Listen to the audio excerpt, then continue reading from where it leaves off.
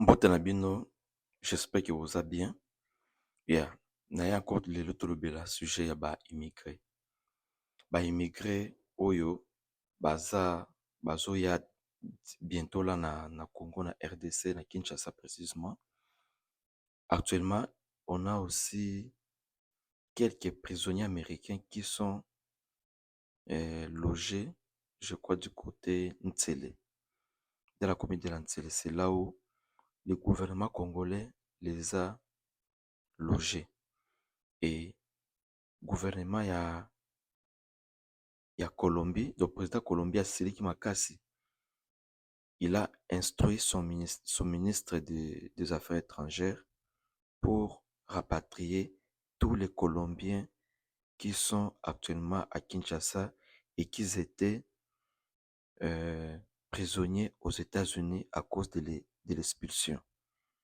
Donc, de ce côté-là, petit à petit, chaque pays va commencer à rapatrier ses enfants qui sont en RDC.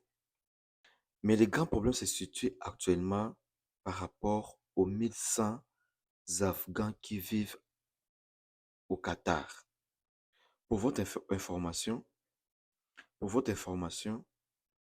les Afghans avaient aidé les Américains dans la mer américaine à très bien connaître l'Afghanistan et puis à traquer les talibans entre 2001 et 2021. Les Américains ont engagé les Afghans comme chauffeurs, comme interprètes. Les Américains ont engagé les Afghans qui étaient dans l'armée régulière de l'Afghanistan. Ils ont aussi engagé quelques Afghans pour les aider à traquer les talibans. Donc ces Afghans-là ont travaillé pour le compte des Américains.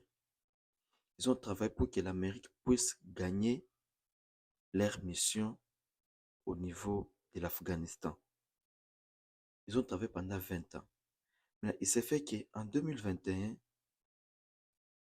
les Américains ont perdu la guerre et les Afghans se sont imposés en Afghanistan et actuellement c'est eux qui dirigent la politique, l'économie, l'administration afghane. Malheureusement, c'est ceux qui avaient travaillé avec les Américains ont maintenant peur de rentrer parce qu'ils risquent d'être tués. Et succès pour au moins préserver leur vie, les Américains ont préféré que les Afghans qui ont travaillé avec eux puissent aller en exil au Qatar avec l'espoir d'entrer aux États-Unis dans les mois qui suivaient. Ça, c'était en 2021. Et aujourd'hui, nous sommes en 2026. Aucun d'entre eux a été appelé pour entrer aux États-Unis.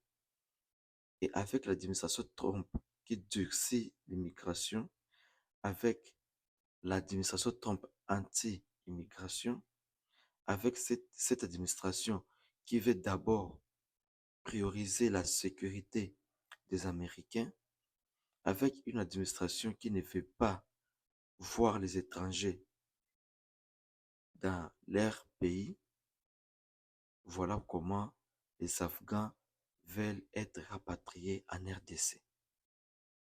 Et pourtant, s'il y a un pays qui est très bien sécurisé, c'est les États-Unis. Les États-Unis ont un système de sécurité largement supérieur à celui de la RDC. Le FBI travaille très bien, ICE travaille très bien, la police américaine travaille très bien, l'armée américaine travaille très bien.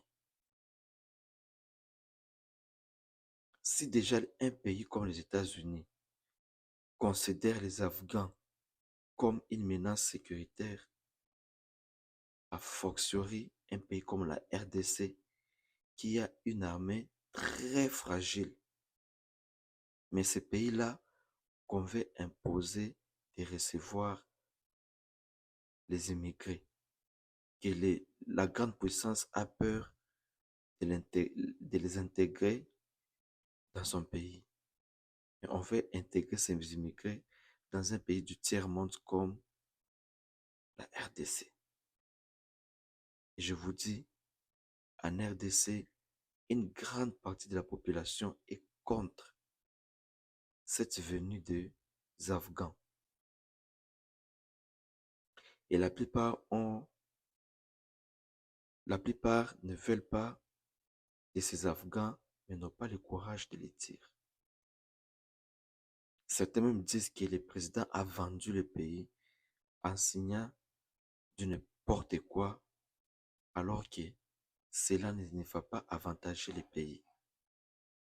Maintenant, selon moi, ça c'est mon analyse, pourquoi Félix Tshisekedi veut accepter les immigrés à Kinshasa ou au Congo en général?